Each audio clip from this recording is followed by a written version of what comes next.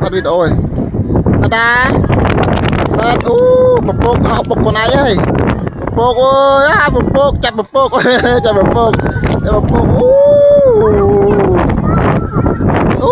một bột con na học một ai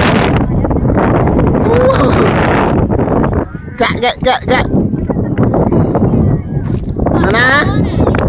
một bột học đấy ở đây và mà nát học ấy hello dây nào mơ dây nhông thọt rồi dây mà ta bên mà nè ta bên bự ta nha ta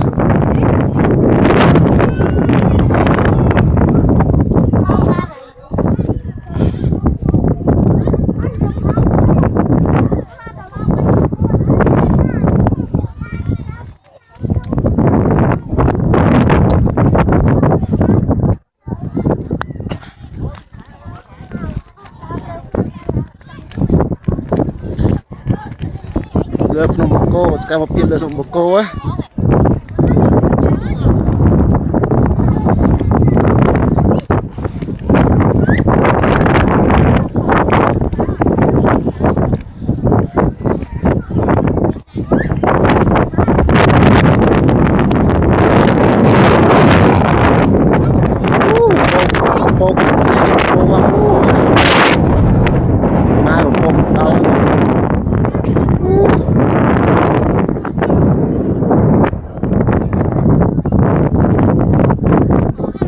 hai mặc từ bên hai đi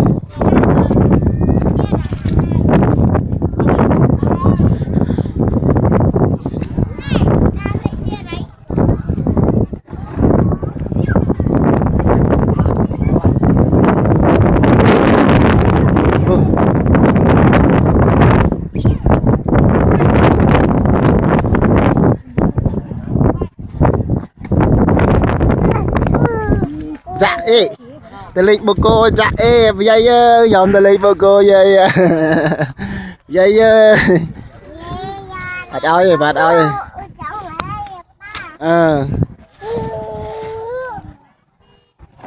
một clip đi ba này